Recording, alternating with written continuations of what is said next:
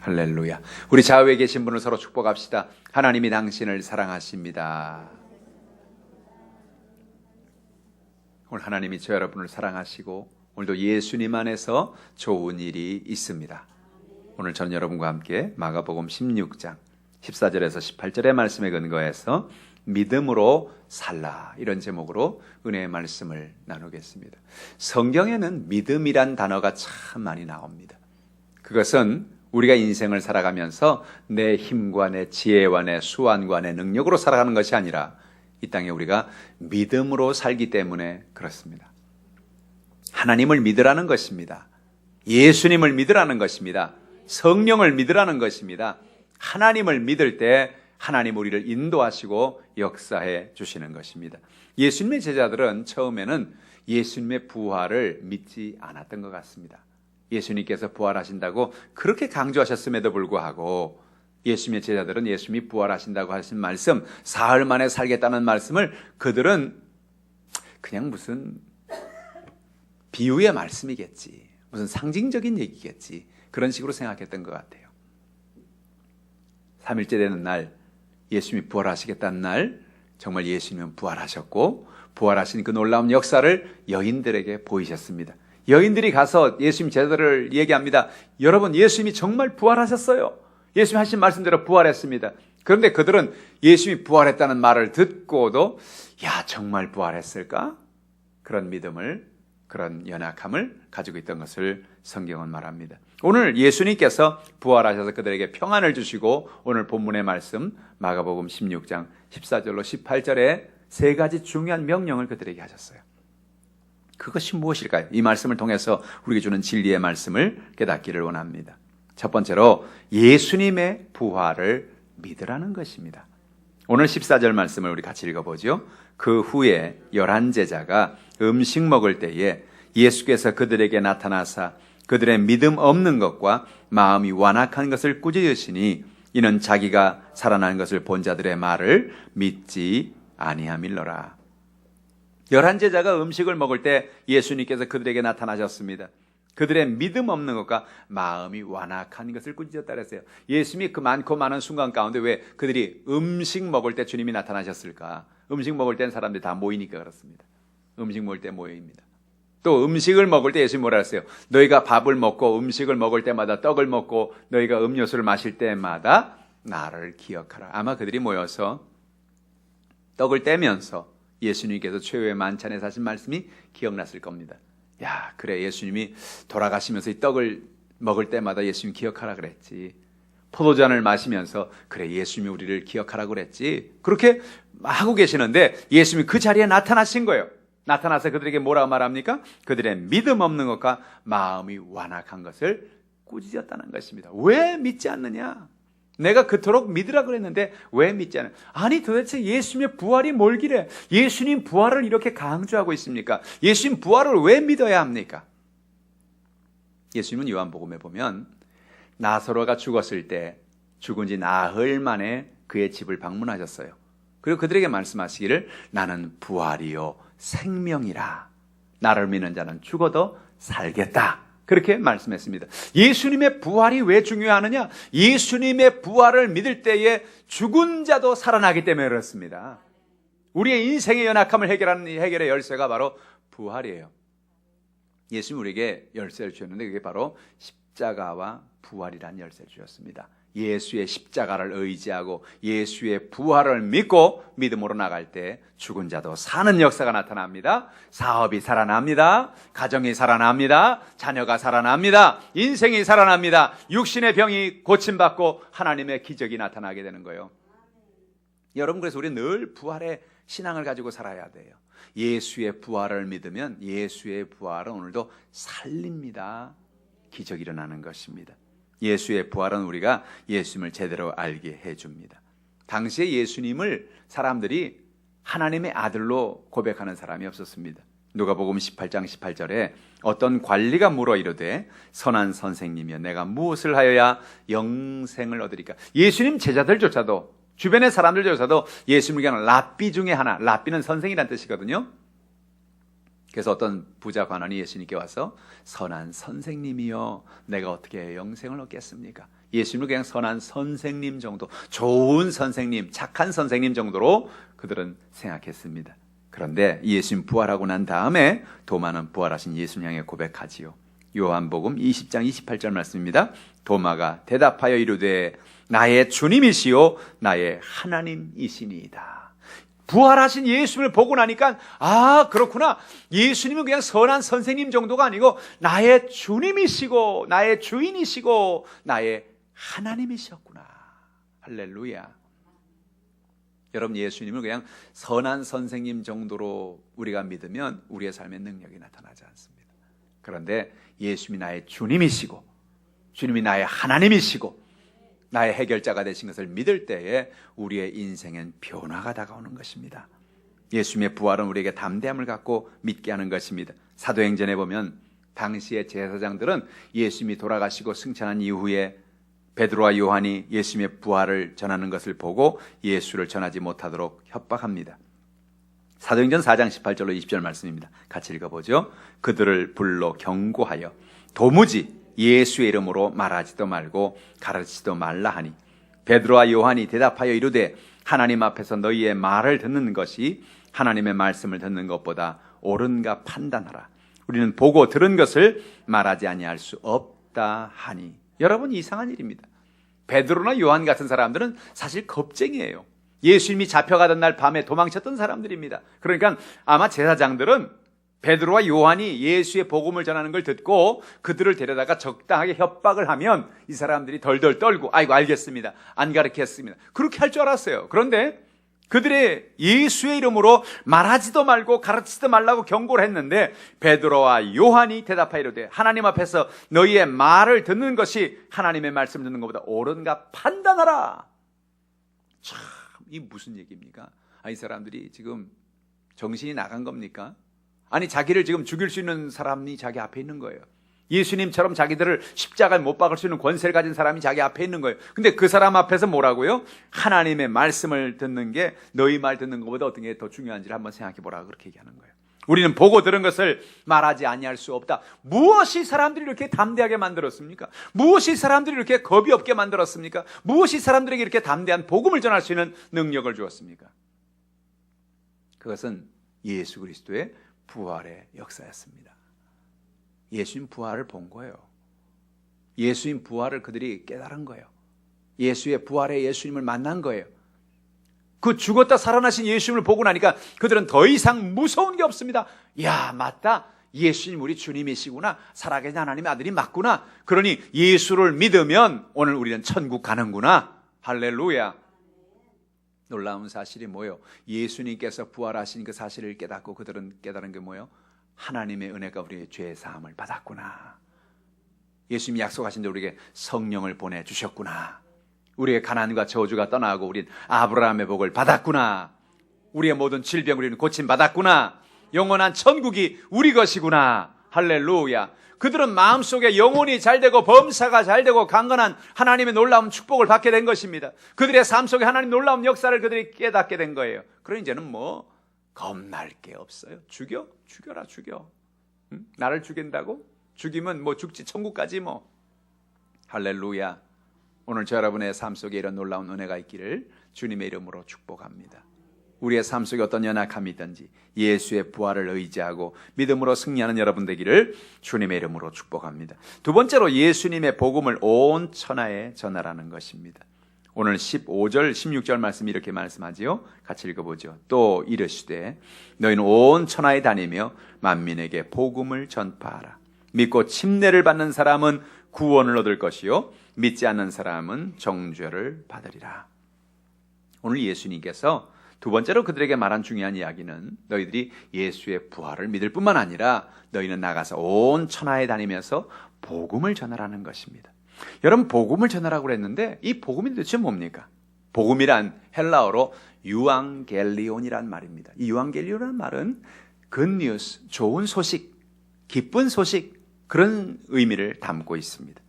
여러분, 우리가 전할 기쁜 소식이 뭘까요? 우리가 전할 그 좋은 소식, 기쁜 소식이 어떤 소식입니까? 첫 번째로 하나님은 우리를 사랑하시고 우리를 향한 풍성한 계획을 가지고 있다는 것이 기쁜 소식입니다. 하나님이 아담과 하와를 지으시고 그들에게 세상의 모든 것을 맡기셨죠. 하나님은 그들을 사랑하셨습니다. 그와 같이 우리에게 놀라운 사랑을 가지고 계시는 거예요. 요한복음 3장 16절은 말합니다. 하나님이 세상을 이처럼 사랑하사 독생자를 주셨으니 이는 그를 믿는 자마다 멸망하지 않고 영생을 얻게 하려 하심이라. 하나님이 우리를 이렇게 사랑했다는 거예요. 하나님 우리에게 이렇게 놀라운 계획을 가지고 있다는 거예요. 그 하나밖에 없는 아들의 생명을 우리에게 주기까지 하나님 우리를 사랑하셨다는 것입니다. 요한복음 10장 10절에 뭐라고 말합니까? 도둑이 오는 것은 도둑질하고 죽이고 멸망시키려는 것뿐이요 내가 온 것은 양으로 생명을 얻게 하고 더 풍성히 얻게 하려는 것입니다. 도둑은 마귀를 말합니다. 마귀는 와서 오늘도 우리에게 도둑질해 가려는 것입니다. 우리의 영혼을 도둑질해 갑니다. 우리의 가정을 도둑질해 갑니다. 우리의 삶의 평안을 도둑질해 갑니다. 우리의 건강을 도둑질해 가려는 것입니다. 마귀는 와서 사람들에게 잘했다고 한 얘기를 들어본 적이 없어요. 동서고금을 막론하고 마귀는 모든 사람들에게 고통을 줍니다. 도둑질해 갑니다. 그런데 예수님이 오신 이유는 뭐냐? 내가 온 것은 양으로 생명을 얻게 하고 더 풍성히 얻게 하려는 것이라. 그러니까 예수를 믿으면 우리의 삶 속에 놀라운 풍성한 생명이 나타난다는 것이죠. 그런데 그럼에도 불구하고 많은 사람들이 이 주님의 놀라운 사랑을, 이 놀라운 풍성한 하나님의 축복을 받지 못하고 살아가고 있습니다. 두 번째로, 그래서 뭐가 중요하냐? 사람들은 죄에 빠져 하나님으로부터 떠나 있기 때문에 이 하나님의 사랑과 계획을 알 수 없다는 거예요. 복음의 두 번째 원리입니다. 사람들이 이 하나님이 예비한 풍성한 은혜, 하나님 예비한 이 놀라운 축복, 이 은혜를 왜 모르고 살아갔냐? 왜 이것을 깨닫지 못하느냐? 사람들이 죄 가운데 있다는 거예요. 성경에 뭐라 말합니까? 로마서 3장 23절이죠. 같이 읽어봅니다. 모든 사람이 죄를 범하였음에 하나님의 영광에 이르지 못하더니. 죄를, 우리가 죄 속에 살면 하나님 앞에 나갈 수가 없어요. 왜? 죄인은 하나님 앞에 설 수가 없습니다. 하나님이 그토록 우리를 사랑하시고 하나님 우리를 그토록 생명을 주기를 원하시고 그렇게 축복하기를 원하는데 우리가 아담과 하와의 죄에 빠져서, 우리의 허물의 죄에 빠져서 우리가 하나님 앞에 나가고 싶지만 나갈 수가 없는 연약함을 우리는 경험하게 되는 것입니다. 그래서 예수님께서 우리를 하나님께 나올 수 있는 다리를 놓아주셨습니다. 그것이 바로 예수 그리스도의 십자가입니다. 예수님이 우리를 위하여 십자가에 죽으셨어요. 우리의 죄를 감당해 주셨어요. 로마서 5장 8절 말씀입니다. 우리가 아직 죄인 되었을 때에 그리스도께서 우리를 위하여 죽으심으로 하나님께 대한, 우리에 대한 자기의 사랑을 확증하셨느니라. 여러분, 하나님 우리를 사랑하십니까? 어떻게 알아요? 여러분에게 개인적으로 찾아와가지고 내가 너를 사랑한다 그렇게 얘기하시던가요? 여러분, 하나님이 우리를 사랑하는 걸 어떻게 알아요? 하나님이 우리를 사랑하는 것을 아는 것은 예수님의 십자가를 통하여 우리는 확증을 깨닫게 된 것입니다. 하나밖에 없는 아들이잖아요. 전 처음에 초신자 시절에 하나님이 아들이 몇 있는 줄 알았어요. 딸도 좀 몇 명 있는 줄 알았어요. 왜? 그 중에 아들 하나, 예수님이 십자가에 못 박아 죽게 했다 그래서 아들도 몇 분 계시고 그 중에 하나는 내주셨구나 이렇게 생각했는데 성경에 보니까 그게 아니고 하나님은 아들이 하나밖에 없어요. 독생자예요. 딸도 없어요. 하나님은 아들이 하나밖에 없다고요. 근데 그 아들의 생명을 십자가에 내어주었어요. 왜요? 우리를 사랑하셨기 때문이라는 거예요. 할렐루야. 그래서 누구든지 예수님이 그 우리를 위해 십자가에 돌아가셨다, 나를 건지기 위해서 십자가에 돌아가셨다, 그 사랑을 깨닫고 믿음으로 나갈 때 주님의 은혜가 우리 가운데 임하는 거죠. 네 번째로 뭡니까? 누구든지 그 예수를 믿기만 하면 하나님의 자녀가 되고 하나님이 예비하신 풍성한 은혜를 경험하게 된다는 거예요. 할렐루야. 우리가 이걸 사형리라고 그래요. 네 가지 영적인 법칙이라고 그래요. 여러분, 이 네 가지 영적인 법칙이 여러분 안에 복음으로 꽉 자리 잡히기를 주님의 이름으로 축복합니다. 하나님은 어떤 분이라고요? 사랑이 풍성한 하나님이시라고요. 근데 사람들은 그 풍성한 계획을 깨닫지 못한다고. 왜요? 죄 가운데 살기 때문에요. 그런데 그 죄의 문제를 해결한 분이 누구라고요? 예수 그리스도가 십자가에 죽으심으로, 부활하심으로 우리에게 놀라운 구원의 역사를 이룬 것입니다. 우리가 할 일은 뭐예요? 예수 그리스도를 믿기만 하면 우리가 하나님의 자녀가 되는 것입니다. 요한복음 1장 12절에 영접하는 자, 곧 그 이름을 믿는 자들에게는 하나님의 자녀가 되는 권세를 주셨으니. 오늘 주님 뭐라 말합니까? 너희가 이 복음을, 이 기쁜 소식을 사람들에게 가지고 나가서 전하라는 거예요. 수많은 사람에게 어떻게 전하라고요? 너희는 온 천하에 다니며 만민에게 복음을 전파하라. 온 천하라니까 난 내일부터 아프리카로 가겠습니다. 아니요. 온 천하는 아프리카에서 시작되는 게 아니에요. 여러분 가정에서 시작되는 거예요. 온 천하는 멀리서 시작되는 게 아니에요. 여러분 가정에서부터 시작되는 거예요. 남편, 아내, 부모, 자녀, 여러분 주변의 이웃 사람들, 하남시, 경기도, 대한민국, 할렐루야, 일본, 중국, 전 세계에 나가서 점점 원이 커지는 거예요. 내 안에 있는 작은 원부터 시작해서 점점 큰 원이, 그게 바로 천하 만민이 되는 것입니다. 사랑하는 성도 여러분, 여러분 가정을 위해 구원의 은혜가 있기를 주님의 이름으로 축복합니다. 복음을 전하길 바랍니다. 여러분 사람들이 듣지 않으면 몰라요. 어떻게 알겠지.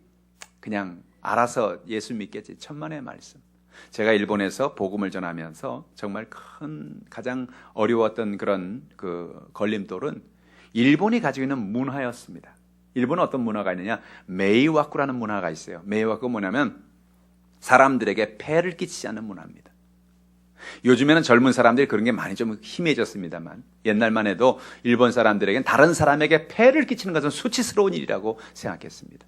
다른 일은 어떤 일이 있어도 다른 사람에게 폐를 끼치서는 안 된다. 그래서 일본 사람들 여러분 개인적으로 보면 사람들이 상당히 나이스하잖아요. 사람들이 이렇게 만나면 인사 잘하고 하이 그러면서 뭐라 해도 그렇습니까 이렇게 하고.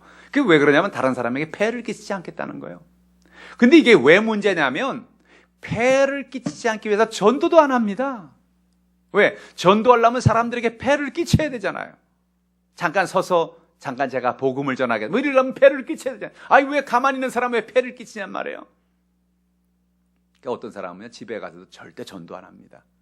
가족들한테도 전도 안 합니다. 왜? 폐를 끼치니까. 제가 여의도 순복음 오사카 순복음교회 있을 때 뭐라 그랬느냐? 여러분 폐를 끼치지 마십시오. 그러나 하나만 폐를 끼치십시오. 복음의 폐를 끼치십시오. 그렇게 전했어요. 일본인들에게 그렇게 얘기했어요. 여러분 가족들에게 가서 폐를 끼치십시오.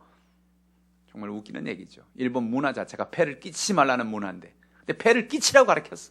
폐를 끼쳐야 영혼이 구원받습니다. 폐를 끼쳐야 당신 가족들이 구원받습니다. 왜? 전하는 자가 없이 어찌 들으리요? 할렐루야. 여러분 복음 전하는 게 얼마나 중요하면 예수님께 부활하셔서 돌아가셔서 이제 승천하시기 바로 직전에 하늘나라로 돌아가시기 전에 하신 말씀이 바로 그 말이라는 거예요. 온 천하 만민에 다니며 복음을 전파라. 왜? 안전하면 모르니까. 안전하면 사람들이 왜 복음을 받아들이는지 모르니까. 안전하면 어떻게 구원받는지를 모르니까. 안전하면 어떻게 하나님 나라를 들어가는지 모르니까. 수많은 사람들이 그렇게 인생을 살다가 죽을 거니까. 지옥 갈 거니까. 예수님 우리에게 주신 가르침이 뭐예요? 온 천하 만민에게, 너희 가족부터 시작해서 이웃들에게, 주변의 사람들에게 복음을 전하라는 것입니다. 여러분 복음을 전하는 건 해도 되고 안 해도 되고 그런 거 아니에요. 옵션이 아니에요. 여러분 자동차 살 때 옵션이 있죠. 에어백을 다시겠습니까? ABS 브레이크를 설치하시겠습니까? 썬루프를 이거 다 옵션이에요. 옵션. 그죠? 안 해도 돼요. 그런 거. 예수를 믿고 예수의 복음을 전파하고 살아가는 옵션이 아니에요. 예수님이 제자들에게 승천하시면서 분명히 명령하셨어요. 너희는 온 천하 만민에게 다니면서 복음을 전파하라. 왜? 우리가 빚을 졌기 때문이에요. 우리가 빚을 졌어요. 무슨 빚을 졌어요? 복음의 빚을 졌기 때문에. 우리가 먼저 복음을 듣고 구원받았어요. 할렐루야. 바울은 뭐라 말합니까? 나는 빚진 자라 그랬어요. 내가 복음을 전하지 않으면 내 가슴에 불이 타올라서 내가 마치 정말 죽을 것 같다는 거예요. 나는 복음을 전하지 않고는 견딜 수가 없다는 거예요. 내 마음속에 하나님이 그 놀라운 복음의 감동을, 복음의 은혜를 주셨기 때문에 그렇습니다. 제가 그래서 여러분 매일같이 1-3-1 운동을 하라는 거예요. 하루 1시간 기도하기, 1, 3 하루에 석장 성경 읽기, 1 하루 한 사람에게 복음 전하기. 할렐루야. 그것이 여러분의 삶을 살아있게 만듭니다. 여러분의 신앙을 살아있게 만듭니다. 매일 기도하고 말씀을 묵상하고 사람들에게 복음을 전할 때 여러분 안에 성령이 역사하는 겁니다. 할렐루야. 여러분 성령이 어떤 때 역사하느냐? 우리가 누군가에게 복음을 전하고 하나님의 나라를 선포할 때 성령이 역사하는 거예요. 전쟁도 없는데 무슨 무기가 필요하겠어요? 전쟁이 없는데 무슨 싸울 일이 없는데 무슨 무기가 필요하겠어요? 그러니까 평상시에는 성령의 권능이나 능력이 우리에게 별로 크게 역사가 나타나지 않습니다. 그런데 놀랍게도 우리가 복음을 전할 때마다 그때는 영적인 전쟁이 시작되는 것입니다. 마귀는 안 뺏기려고 합니다. 어떻게든지 예수를 못 믿게 하려고 합니다. 우리가 복음을 전하고 예수를 전하면 마귀는 끝까지 복음을 받아들이지 못하게 하려고 하고 그 사람이 하나님을 믿지 못하게 하려고 하고 그래요. 그런데 하나님의 성령께서 어떻게 합니까? 사람들의 마음속에 감동을 줍니다. 여러분, 우리는 이미 이긴 싸움을 싸우는 거예요. 예수 그리스도께서 오늘 여러분에게 복음을 전하라는 것입니다. 그래서 그 복음 전하는 걸 통해서 뭐예요? 하나님의 나라를 보라는 것입니다. 예수님이 영혼을 구원하는 모습을 보라는 것입니다. 성령의 놀라운 권능을 체험하라는. 그래서 우리는 복음을 전하면서 오히려 복음을 전하는 사람이 더 감동을 받게 돼요. 복음을 전하는 사람이 더 기쁨을 얻게 돼요. 야, 저렇게 좋아하는구나. 저렇게 감동을 받는구나. 저렇게 하나님이 치료를 해주시는구나. 저렇게 하나님의 나라가 임하시는구나. 할렐루야. 그래서 복음 전하는 사람이 더 놀라운 상급과 축복을 받게 되는 것이죠. 저와 여러분에게 이 복음의 선포자가 되시기를 주님의 이름으로 축복합니다. 세 번째로, 부활하신 예수님은 믿는 사람들에게 놀라운 선물을 주셨습니다. 이 선물이 어떤 선물이냐? 믿음에 따르는 선물인데 이 선물을 잘 활용하라는 것입니다. 17절로 18절 말씀 같이 읽어보죠. 믿는 자들에겐 이런 표적이 따르리니 곧 그들이 내 이름으로 귀신을 쫓아내며 새 방언을 말하며 뱀을 집어 올리며 무슨 독을 마실지라도 해를 받지 아니하며 병든 사람에게 손을 얹은즉 나으리라 하시더라. 믿는 자들에게 이런 표적이 따른다는 거예요. 이 표적은 시메온이라고 하고 또 영어 성경에는요 사인이라고 해요. 사인이 뭐냐면 간판이 사인이에요. 여러분, 간판을 사인보드라 그러죠? 간판이 뭡니까? 그 간판은 그 가게를 알리는 곳이에요. 예수님이 이런 표적, 이런 사인이 따른다는 건 뭐냐면 이 사인을 통해, 이 표적을 통해서 예수님을 알게 하겠다는 거예요. 표적이 뭡니까? 예수를 알게 하는 것입니다. 뭘 통해 예수를 알게 한다는 말입니까? 그들이 내 이름으로 귀신을 쫓아냄을 통해서 예수를 알게 하겠다는 겁니다. 내 이름으로 귀신을 쫓아내겠다. 믿는 자들에게 주신 표적이에요. 오늘 성경은 말합니다. 예수님은 제자들에게 귀신을 쫓아내는 권능을 주셨어요. 마태복음 10장 1절 말씀입니다. 같이 읽어보죠. 예수께서 그의 12제자들을 부르사 더러운 귀신을 쫓아내며 모든 병과 모든 약한 것을 고치는 권능을 주시니라. 예수님을 믿는 12제자들에게 귀신을 쫓아내고 모든 병과 모든 약한 것을 고치는 권능을 주셨어요. 예수님이 그들에게 나가서 사역을 할 때 이 일을 할 수 있는 권능을 주셨어요. 그런데 예수님은 12제자들에게만 준 것이 아니라 이제는 뭐예요? 믿는 자들에게는 이제 이런 표적이 따를 것이다.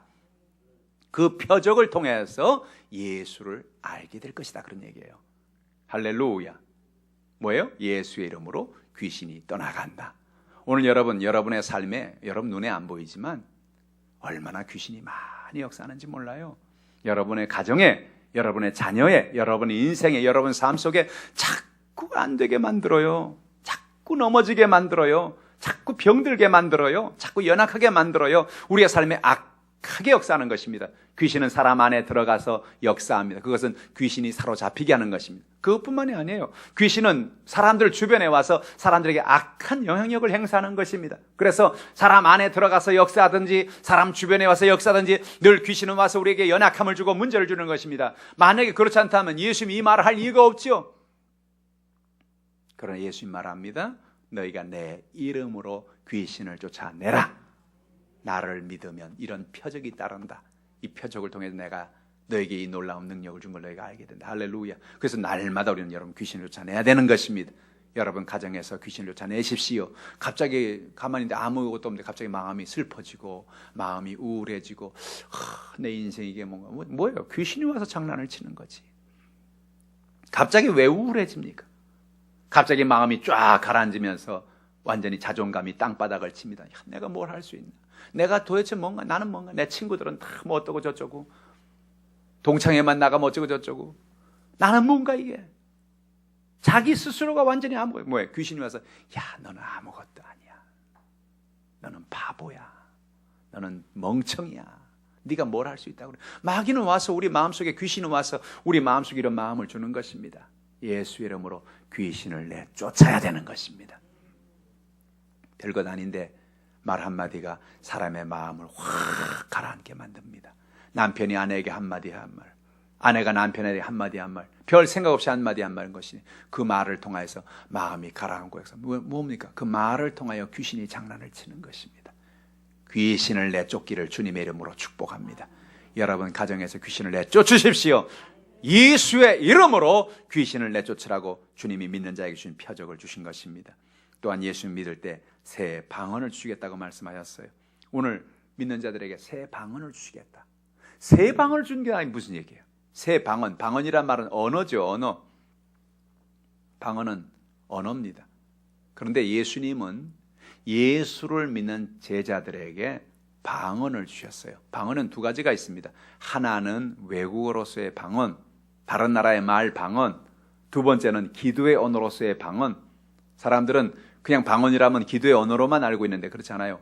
사도행전에 보면 사도행전에 하나님께서 방언의 은사를 주셨을 때 그들이 각국 나라에 온 사람들의 말로 복음을 전한 것입니다.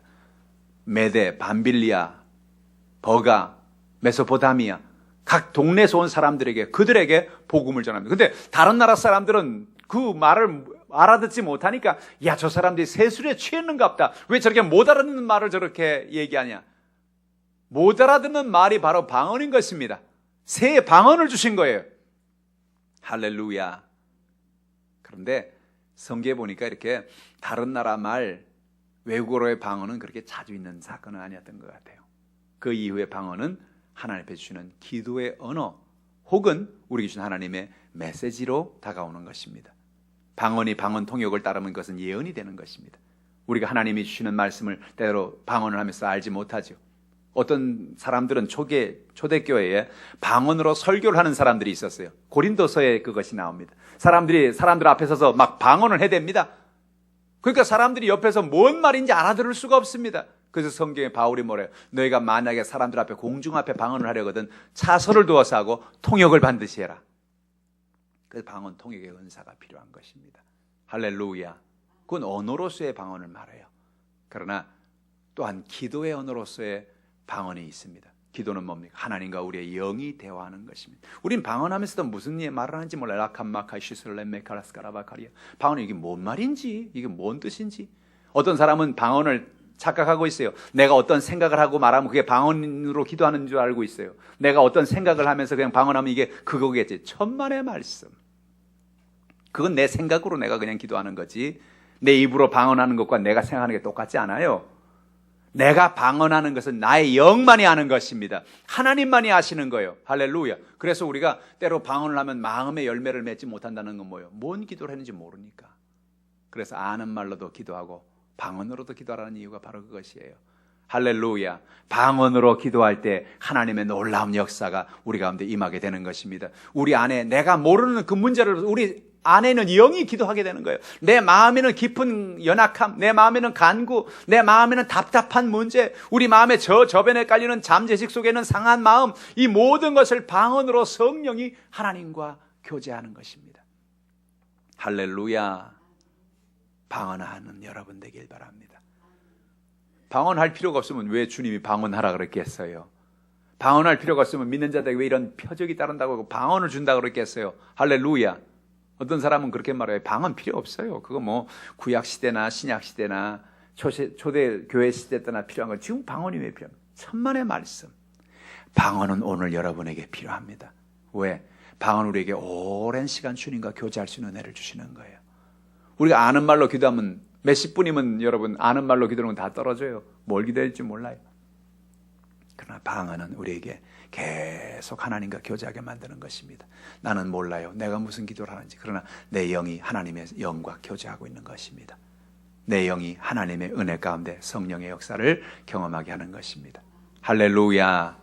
방언의 사람이 되길 바랍니다. 예수를 믿을 때 새 방언을 주신다는 거예요. 또한 하나님께서 우리에게 말씀하신 것이 무엇입니까? 방언을 고린도전서 14장 2절이요. 방언을 말하는 자는 사람에게 하지 아니하고 하나님께 하나니 이는 알아듣는 자가 없고 영으로 비밀을 말한다는 것입니다. 우리의 영적인 비밀을 방언을 통해서 하나님께 말합니다.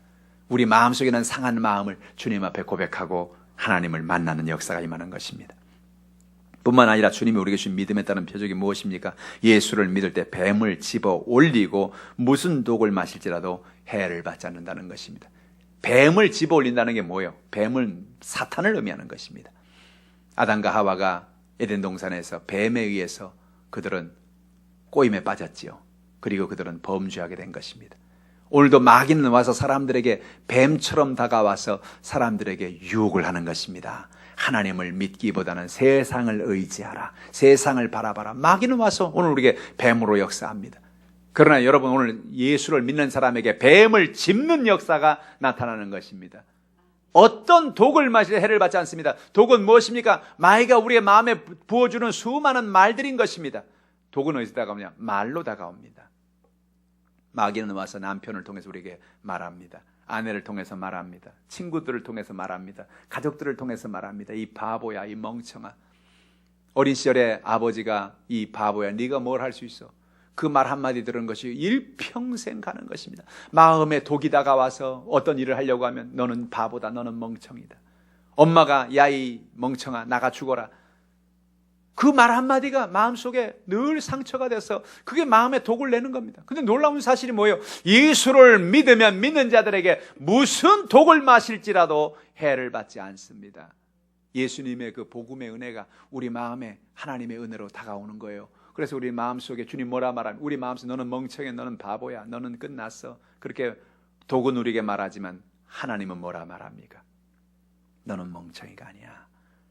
너는 내가 사랑하는 아들이야. 넌 내가 사랑하는 딸이야. 너 같은 사람은 세상에 아무도 없어. 세상에 너는 하나밖에 없어. 할렐루야. 마귀는 뭐라 말해? 너 같은 사람 세상에 숱해? 셌어? 너 같은 사람은 엄청나게 많아? 하나님 말 아니야. 너는 세상에 하나밖에 없는 사람이야. 여러분, 여러분이 왜 귀한 줄 아세요? 여러분은 세상에 하나밖에 없는 존재예요. 여러분 똑같은 사람 세상에서 한번 찾아보세요. 있나 없나? 따라합시다. 나는 기성품이 아니다. 할렐루야. 백화점에 가보세요. 기성복을 보면 똑같은 옷이 쫙 있잖아요. 사이즈별로 똑같은 디자인, 똑같은 옷감, 똑같은 게 얼마나 많아요. 여러분, 그러나 여러분 이 온 세상을 아무리 눈을 비비고 찾아봐도 여러분같이 똑같이 생긴 사람은 한 사람도 없어요. 누구밖에 없어요? 여러분밖에 없어요. 할렐루야. 아이, 그러니 이게 하나님 우리를 사랑한다는 증거가 아니겠어요? 하나님 우리를 이렇게 사랑해 우리를 이렇게 개인적으로 하나하나 다 만들어 주신 거예요. 할렐루야. 그러므로 어떤 독을 마실지라도 하나님이 여러분을 독에서 자유케 하시는 것입니다. 하나님을 의지하고 믿으면 독이 떠나가는 것입니다. 독이 없는 것 아니에요. 독이 다가와요. 우리에게 마음에 부정적인 생각을 주고 마음에 우울함을 주고 열등감을 주고 우리의 삶에 연약함을 주어요. 그러나 어떤 뱀이 다가와서 우리에게 독을 준다고 할지라도 우리가 해를 받지 않게 되는 것입니다. 왜? 믿는 자들에게 주는 표적입니다. 해독제를 주시는 것입니다. 주의 놀라운 은혜가 임합니다. 여러분 마음 힘들 때마다 해독제를 바라보십시오. 그것이 뭐냐? 예수 그리스도의 십자가입니다. 마라의 쓴물 사건 여러분 아시죠? 출애굽기에 마라의 쓴물이 있으나 모세가 하나님 이 쓴물을 어떻게 하면 좋습니까?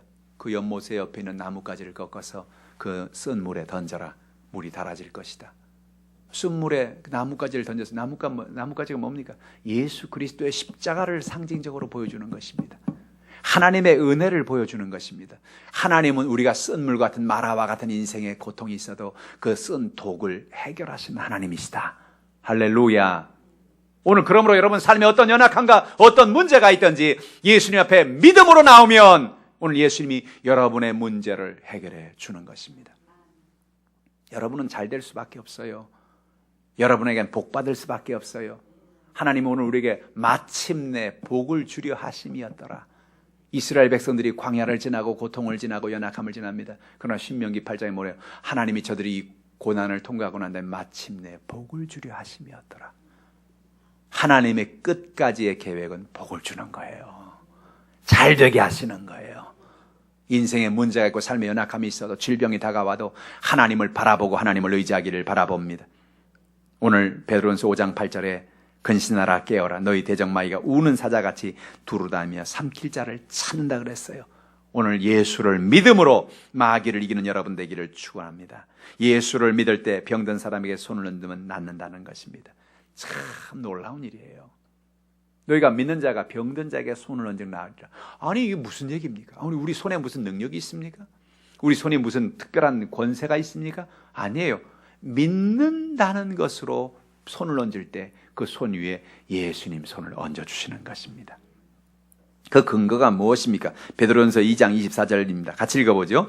친히 나무에 달려 그 몸으로 우리의 죄를 담당하셨으니 이는 우리로 죄에 대하여 죽고 의에 대하여 살게 하려 하심이라. 그가 채찍에 맞음으로 너희는 나음을 얻었나니. 할렐루야. 예수님이 그 몸으로 우리의 죄를 담당하셔 십자가에 죽으셨다는 것입니다. 그래서 예수님이 십자가에 죽으심으로 우리를 죄에 대해서 죽고 의에 대해서 살게 하려 하심이라.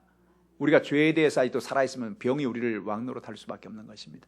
근데 놀라운 사실, 여러분 육신의 병이 떠나갈 수밖에 없는 것은 여러분의 몸에 병을 일으키는 근원이 되는 죄가 여러분 떠나갔기 때문인 것입니다.